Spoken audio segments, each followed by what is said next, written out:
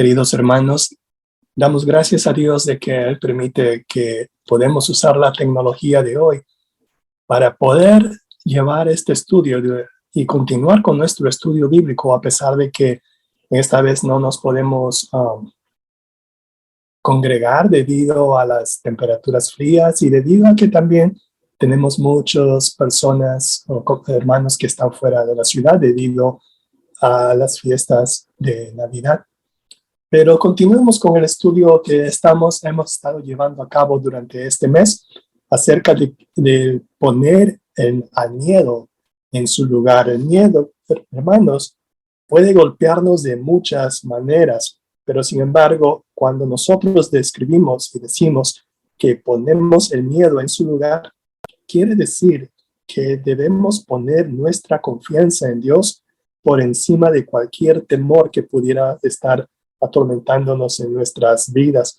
En la sesión anterior habíamos visto la carta del apóstol Juan, la primera de ellas, indicando acerca de que debemos poner o tenemos que confiar en el amor de Dios y ponerlas por encima de nuestro temor.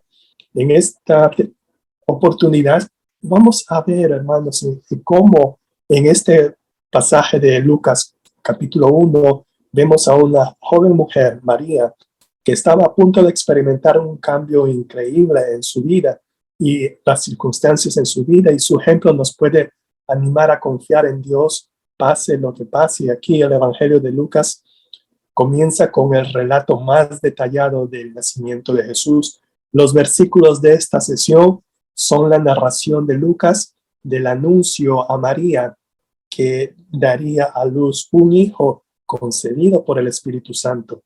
Esta narración está estrechamente relacionada con el anuncio a Zacarías de que él y su esposa Elizabeth darían a luz un hijo en su vejez y que él iría adelante del Mesías venidero.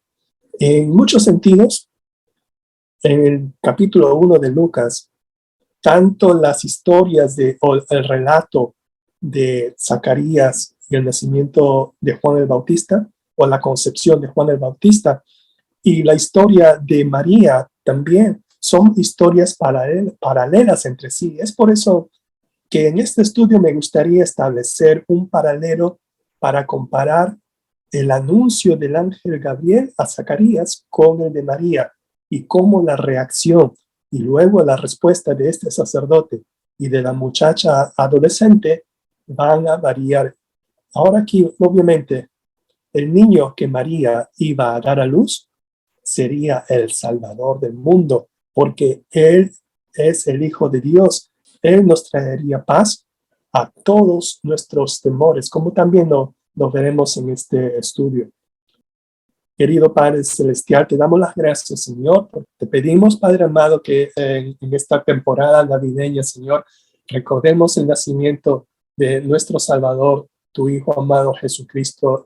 Y, Señor, ayúdanos también a entender qué significa estar sometidos a tu voluntad, qué significa estar sometidos a tu palabra santa, Padre amado. Y gracias, Señor Jesús, por venir a este mundo en una condición humilde, mostrándonos con tu ejemplo, Señor, cómo nosotros también debemos estar sometidos a tu voluntad. Te lo pedimos de todo corazón en el nombre de tu Hijo Jesucristo. Amén. El primer capítulo del Evangelio de Lucas cuenta la intrigante historia de un sacerdote llamado Zacarías y su esposa Elizabeth. Ambos eran una pareja justa pero anciana que no tenía hijos. Utilicemos esta tabla para marcar el contraste y similitudes de la interacción de Zacarías y María con el ángel. Según el versículo 7 del Evangelio de Lucas, describe a esta pareja porque no tenían hijo, porque Elizabeth era estéril y ambos eran ya de edad avanzada. Un día, mientras Zacarías cumplía con su deber en el templo de Jerusalén, se le apareció el ángel Gabriel y le informó que su esposa daría a luz un hijo que llegaría a ser profeta. Ahora permítame leer los versículos del 26 al 29 del Evangelio de Lucas. Al sexto mes, el ángel Gabriel fue enviado por Dios a una ciudad de Galilea llamada Nazaret, a una virgen desposada con un varón que se llamaba José, de la casa de David, y el nombre de la virgen era María. Y entrando el ángel en donde ella estaba, dijo: Salve, muy favorecida, el Señor es contigo, bendita tú entre las mujeres. Mas ella, cuando le vio, se turbó por sus palabras y pensaba qué salutación sería esta. Vemos aquí en el versículo 26 que en el 6º mes del embarazo de Elizabeth, Gabriel fue enviado nuevamente, esta vez a Nazaret. En este relato nuevamente vemos cómo Dios a menudo obra usando a personas de las que menos nosotros podríamos pensar de ellas para hacer cosas grandes. Dios envía a su ángel. ¿A quién es enviado? Bueno, a una mujer llamada María. ¿Y dónde vive María? En Nazaret. Nazaret era una ciudad insignificante. Nunca se menciona ni una sola vez en el Antiguo Testamento. No se menciona ni siquiera en los escritos del famoso historiador Josefo. Nunca se menciona en ninguna literatura rabínica. El discípulo Natanael incluso preguntaba: ¿de Nazaret puede salir algo bueno? Por eso es que Lucas agrega una pista diciendo que era una ciudad de Galilea. El objetivo de la visita de Gabriel a Nazaret, como dice el versículo 27, era visitar a una adolescente, específicamente a una joven virgen comprometida para casarse. Una pequeña ciudad de pocos habitantes, y imagínense, ¿verdad? Por lo que María sería una persona viviendo en una ciudad pequeña, en otras palabras, una persona desconocida, en una ciudad desconocida prácticamente. Pero la pregunta es, ¿no es así como algunos de nosotros también somos? A veces nosotros, quizás la gente podríamos decir que nos dicen, ¿verdad?, que somos unos don nadie, que venimos de un lugar desconocido, pero es precisamente ese tipo de personas que Dios se deleita en usar. La Virgen estaba desposada con un varón que se llamaba José. Este era el carpintero de Nazaret, que era de la casa de David. Ser descendiente de David era un requisito clave para el Mesías. Por lo tanto, Jesús era heredero legítimo del linaje real. Gobernaría la casa de Jacob para siempre, como veremos en Lucas 1:32 más adelante. También vemos en Mateo capítulo 1, versículo 1, que dice: libro de la genealogía de Jesucristo, hijo de David, hijo de Abraham. En el versículo 28, entonces, el ángel Gabriel, a diferencia con lo que había hecho con Zacarías, a quien el ángel se le apareció, dice en el versículo 11, ¿verdad? Se le apareció el ángel a Zacarías. En esta oportunidad, el ángel entró, dice, ¿verdad? Y entrando el ángel en donde ella estaba. En otras traducciones dice, vino a ella o se acercó a ella. La reacción de Zacarías a la aparición del ángel fue de perturbación y de temor. Dice que el temor se apoderó de él. El versículo 12 dice: Zacarías se turbó y el temor se apoderó de él. Lucas no indicó la reacción inmediata de María, pero probablemente ella estaba sorprendida, desconcertada o quizás asustada. Cualesquiera que hayan sido sus reacciones, el ángel le dio un saludo reconfortante. Salve, muy favorecida. El Señor sabía que sería una buena madre para el Mesías. De hecho, Gabriel le aseguró: el Señor es contigo. María es una mujer insignificante de un pueblo insignificante y sin embargo, mira lo que la Biblia dice acerca de ella en el versículo 28. Salve, muy favorecida, el Señor es contigo. Lo sorprendente de María es que ella es el objeto de la asombrosa gracia de Dios, también al igual que usted y al igual que a mí, por lo que Dios usa lo improbable. Dios usa a las personas que uno menos se imaginaría. le gusta agradar a personas que muchos descartarían como no aceptables o como no viables para ser usadas para el plan de Dios. A pesar de las garantías de Gabriel, Lucas describió que María estaba profundamente preocupada, desconcertada, sorprendida. Por eso que dice el versículo 29, se turbó por sus palabras. Esta palabra turbar hasta no ha sido tan fácil de traducir, es por eso que en otras traducciones dicen que ella estaba preocupada, desconcertada, sorprendida. Nuestra tradición de Reina Valera nos dice que se turbó, que en otras palabras quedó sorprendida por el saludo. La presentación del ángel la tomó por sorpresa María. Era como todos nosotros, tendemos nosotros a temer a lo desconocido o a lo que no entendemos. ¿Es así, hermanos? Es correcto, ¿verdad? No siempre vamos a estar siempre seguros de lo que viene, de lo que desconocemos. Y esto es algo también de elogio, puesto que como el libro de Proverbios nos enseña, dice Proverbios que el ingenuo cree todo lo que le dicen, mas el prudente se fija por dónde va. Esto está en Proverbios capítulo 14, versículo 15. Asimismo, Proverbios nos dice, todo hombre prudente procede con sabiduría, mas el necio manifestará necedad. Proverbios 13, 16. Ahora, pero si vamos a proceder con sabiduría, ¿a cuál sabiduría debemos aferrarnos? Nuevamente Proverbios nos dice, el temor de Jehová es el principio de la sabiduría y el conocimiento del Altísimo es la inteligencia. Proverbios 9, 10. Sin embargo, no debemos temer cuando Dios está con nosotros. Como pronto va a aprender María, lo que el ángel le dijo a continuación tuvo increíbles consecuencias para su vida, y no solo para su vida, sino para el mundo.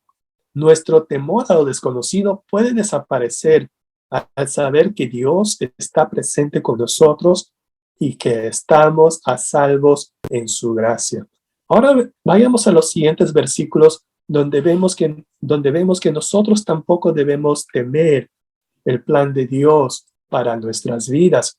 Esto lo vemos en Lucas capítulo 1, versículos del 30 al 33.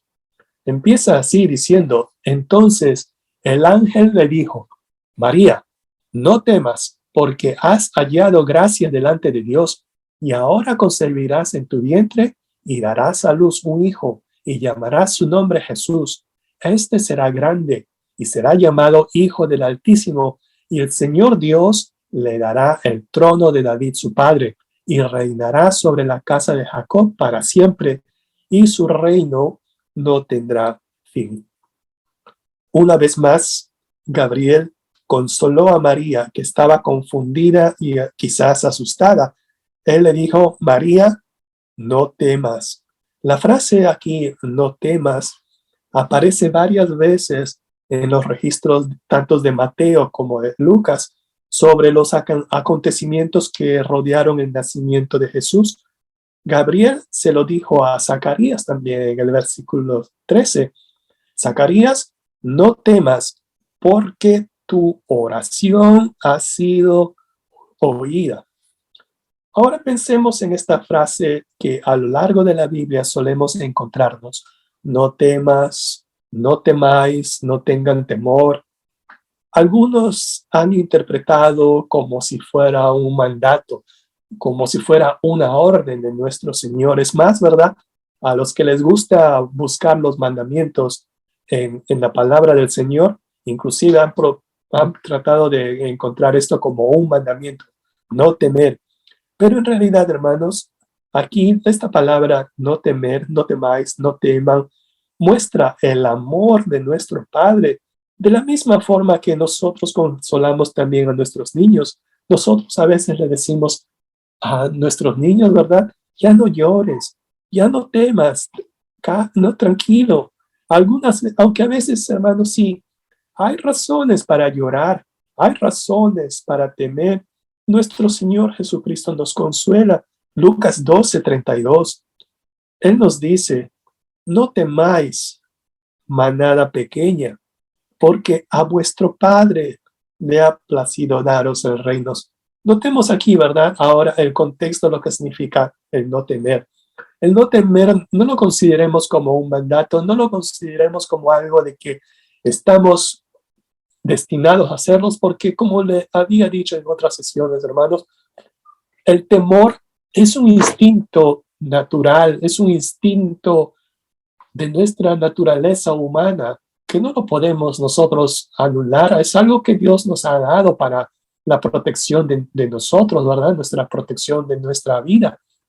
Sin embargo, aquí, ¿verdad? ¿Cómo es que la palabra no teméis, no temáis, más bien es una señal de consuelo, una señal de alivio para nosotros, inclusive en nuestro Señor Jesucristo, en el Evangelio de Juan, capítulo 16, versículo 33, muchos sabemos este versículo casi de memoria. Él nos dice, ¿verdad? Que estas cosas, dice Jesús, estas cosas os he hablado para que en mí tengáis paz. En el mundo tendréis aflicción, pero confiad, yo he vencido al mundo. Hermanos, en el tiempo de Navidad que nosotros nos gozamos de la paz del Señor, paz y buena voluntad para con los hombres, así como el anuncio del ángel a los pastores en el capítulo 2, en el Evangelio de Lucas, así también nosotros descansemos en la paz de Dios frente a nuestros temores, frente a nuestras dificultades, frente a nuestras aflicciones por cualquier aflicción que podemos estar pasando. Confiemos plenamente y tengamos paz en nuestro Señor Jesucristo. ¿Por qué? ¿Por qué tenemos que tener confianza? Nótese que es aquí, hermanos, pero confianza. Frente al temor, hermanos, frente al temor, tengamos confianza. Dice nuestro Señor Jesucristo, yo he vencido al mundo. Ahora sí, regresando, hermanos, ya cerrando paréntesis, versículo 31, ¿verdad? Nos dice que Gabriel luego le dio la noticia más trascendental que pudiera imaginarse María. Hasta ese momento, Gabriel no había indicado en qué consistía su misión divina. Como resultado de esta concepción divina, el niño sería completamente Dios y completamente hombre. Gabriel agregó que el hijo que María iba a concebir sería un niño y que ella le pondría el nombre de Jesús. El ángel también le iba a explicar a José, ¿verdad? El prometido de María. El nombre era significativo porque, según Mateo 1:21, Jesús significa Jesús porque Él salvará a su pueblo de sus pecados. El papel vital de María enfatizó que este niño sería completamente humano. Jesús se convirtió en uno de nosotros. Esta aseveración es muy importante, hermanos. Jesús se convirtió en uno de nosotros y no solamente se convirtió en uno de nosotros, sino que se convirtió en uno de nosotros y mostró una humildad, las cuales nosotros también debemos aprender. En Filipenses capítulo 2, versículo 8, él nos dice, Pablo nos dice, y estando en la condición de hombre, refiriéndose a Jesucristo, se humilló a sí mismo, haciéndose obediente hasta la muerte y muerte de cruz. Nuestro Salvador, nuestro Señor Jesucristo, nació, vivió y murió como ser humano.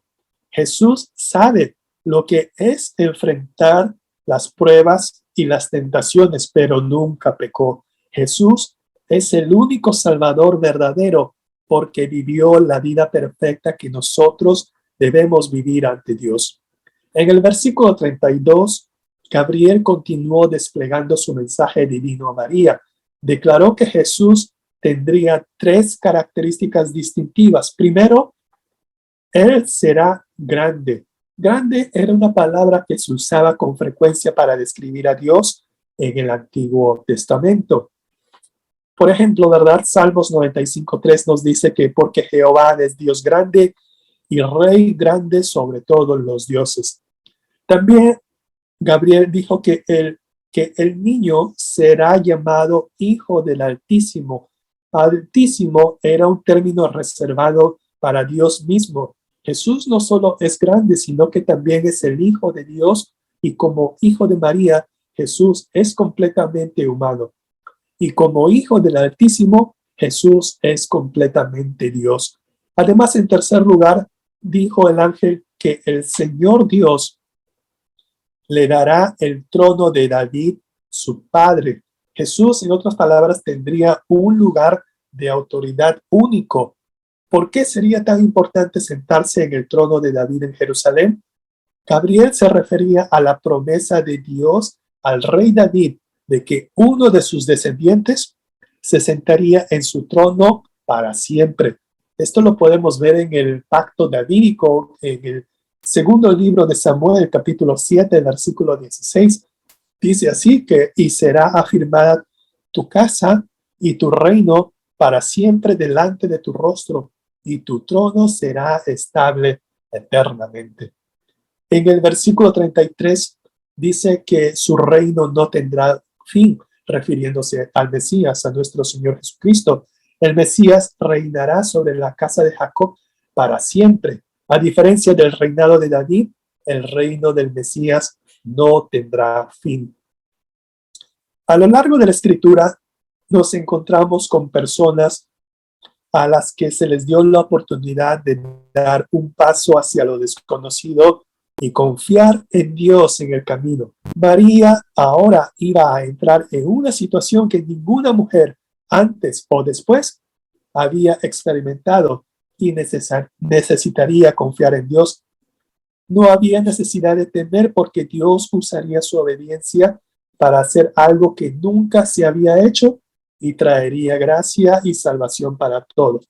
Así también nosotros, hermanos, podemos también confiar en las promesas y el plan de Dios, incluso cuando no las entendamos por completo. Entonces ahora pasemos a los últimos versículos, ¿verdad? Versículos del 34 al 38 del capítulo 1 de Lucas. Aquí leamos rápidamente. Entonces María dijo al ángel: ¿cómo será esto? Pues no conozco varón. Respondiendo el ángel le dijo: el Espíritu Santo vendrá sobre ti y el poder del Altísimo te cubrirá con su sombra, por lo cual también el santo ser que nacerá será llamado Hijo de Dios. Y he aquí tu pariente Elizabeth. Ella también ha concebido hijo en su vejez, y este es el sexto mes para ella, la que llamaban estéril, porque nada hay imposible para Dios. Entonces María dijo: he aquí la sierva del Señor, hágase conmigo conforme a tu palabra. Y el ángel se fue de su presencia. Leyendo rápidamente el relato en el capítulo 2 acerca del anuncio del ángel a los pastores en la región de Belén, note lo que el ángel dice en el versículo 10 del capítulo 2. Pero el ángel les dijo: no temáis, porque he aquí os doy nuevas de gran gozo que será para todo el pueblo. Buenas noticias que serán de motivo de mucha alegría para todo el pueblo. Ahora la pregunta es, ¿lo sería para María, una muchacha adolescente? Yo me pregunto qué cosas estarían pasando por su mente. ¿Qué estaría diciendo ella, verdad? ¿Cómo voy a explicar mi embarazo a mi familia? ¿Cómo cancelaría mi prometido José la boda? ¿Qué diría la gente del pueblo? ¿Me apedrearían por el supuesto acto de adulterio que ellos me van a acusar? Incluso si no llegan a apedrearme, ¿cómo voy a sobrevivir como madre soltera. Ay, solo nos queda imaginar, hermanos, el temor y la angustia que habrían pasado por la mente de esta muchacha, puesto que Lucas no nos cuenta esto, pero sí nos dice lo que María preguntó al ángel en el versículo 34. ¿Cómo será esto? Pues no conozco varón. Déjenme hacer también otro paréntesis aquí, hermanos, con el anuncio del ángel a Zacarías. No hay detalles sobre cuánto tiempo esta pareja había estado orando por un hijo en su familia. ¿Se habrían rendido de orar y renunciar a su petición cuando ya estos esposos llegaron a una edad que les sería imposible procrear? Y nosotros, hermanos, ¿cuánto habremos pedido a Dios por un milagro en nuestras vidas que hasta posiblemente ya nos hemos olvidado de nuestra petición y por ende ya nos hemos olvidado de orar por esta petición que hemos estado orando por mucho tiempo? Pero Dios, hermanos, oye nuestras oraciones. Según Apocalipsis 5:8, nuestras oraciones están en copas de oro llenas de incienso, que son las oraciones de los santos. En el versículo 13 de Lucas capítulo 1, el ángel le dice a Zacarías: no temas, porque tu oración ha sido oída. Ahora, quizás Zacarías tuvo temor porque su oración finalmente había sido contestada.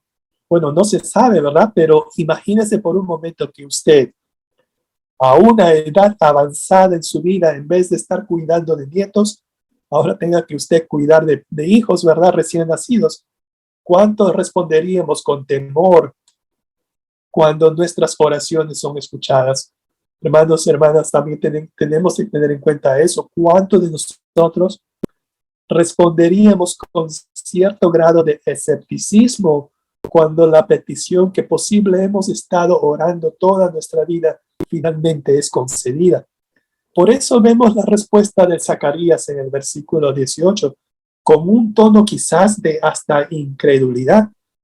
¿Cómo podré estar seguro de esto?, preguntó Zacarías al ángel. Ya soy anciano y mi esposa también es de edad avanzada. Ahora sí, hermanos, viendo cómo es la comparación de las respuestas y reacciones de ambos personajes, ¿verdad? Zacarías y María. Ahora regresando al versículo 34, María era una muchacha joven, pero no era ignorante. María entendió que de alguna manera iba a quedar embarazada sin dejar de ser virgen, pero no podía entender cómo podía suceder tal cosa. Por eso ella pidió y preguntó cómo será esto, y el ángel le dio la respuesta. En el versículo 35, con más detalle, el ángel describe. Dice que Gabriel presentó un escenario asombroso y milagroso al responder a las dudas de María. En este versículo explicó cómo las tres personas de la Trinidad estaban involucradas en este acontecimiento. Primero le dijo: el Espíritu Santo vendrá sobre ti. A continuación, Gabriel afirmó: el poder del Altísimo te cubrirá con su sombra. El Altísimo es nuestro Dios Padre, la primera persona de la Trinidad. Y después dijo el ángel: el santo ser que nacerá será llamado Hijo de Dios. Aquí el santo se refiere a Jesús. En el versículo 36, Gabriel proporcionó una explicación clara para aclarar las dudas de María. Le informó a María que su pariente Elizabeth, tan solo 6 meses antes, increíblemente había concebido un hijo, a pesar de lo que ya le había pasado la edad de concebir, a la que llamaban estéril. Dice el ángel, de verdad, en el versículo 36, porque nada hay imposible para Dios, también dice el versículo 37. Esta declaración no es un simple deseo vacío, no es una simple esperanza vana religiosa, sino que se trata de la confirmación divina de que lo que puede ser imposible e inimaginable para nosotros, es posible únicamente para Dios. De manera similar, Jesús proclamó la misma verdad al hablar de la salvación. Jesús nos dice en Mateo 19:26, para el hombre esto es imposible, mas para Dios todo es posible. Gabriel había completado su misión de informar a María de su llamado, como dice el versículo 38. Entonces, la respuesta de María a lo que el ángel le informó, dice María, he aquí, la sierva del Señor, hágase conmigo conforme a tu palabra. Ahora contrastando la respuesta de Zacarías y la respuesta de María, mientras que la respuesta de Zacarías cambia de temor a una aparente incredulidad y escepticismo, como se lee en el versículo 18, la respuesta de María cambia de temor a confianza y a sumisión. Salmo 56, versículo 3. Y este es un salmo que vamos a usar a lo largo de este estudio bíblico de poniendo el miedo en su lugar. Salmo 56, 3 nos dice que en el día que temo, yo en ti confío. Ponemos nuestra confianza en el Señor por encima de nuestros temores, hermanos. Y esto también es algo que nosotros podemos aprender de la respuesta de María a esta información que le había mandado el ángel. El texto concluye en el versículo 38, indicando que el ángel se fue de su presencia. Pero eso no significa, hermanos, que Dios haya abandonado a María a su suerte. La sumisión de María es a la vez un desafío y una promesa para todos los que hagan la voluntad de Dios. Como conclusión, hermanos, podemos decir que María tenía todas las razones para tener miedo. Imagínense una joven mujer campesina visitada inesperadamente por un ángel con un sorprendente anuncio de que tendría un hijo en su estado de virginidad y una increíble explicación de cómo sería concebido. Sin embargo, actuó ella con valentía ante el desafío que tenía por delante. Ella no permitió que su miedo la abrumara. Por lo tanto, por la fe, pudo seguir adelante, sometiéndose a Dios en lugar de ser abrumada por sus temores. Someterse a Dios en vez de someternos a nuestros temores es lo que nosotros podemos aprender de María. Para María y José, la Navidad comenzó sometiéndose a Dios a pesar de los desafíos emocionales impensables que tenían por delante. Se encomendaron a Dios y confiaron en Él. Puede que no entendamos nosotros lo que estemos pasando en este momento en nuestras vidas, pero podemos confiar, podemos decir, así como María, he aquí la sierva del Señor, hágase conmigo conforme a tu palabra. Podemos reconocer que Dios es Dios y podemos someter nuestra voluntad y circunstancias y confiar en Él para que nos dé la sabiduría necesaria sobre cómo responder y cómo avanzar.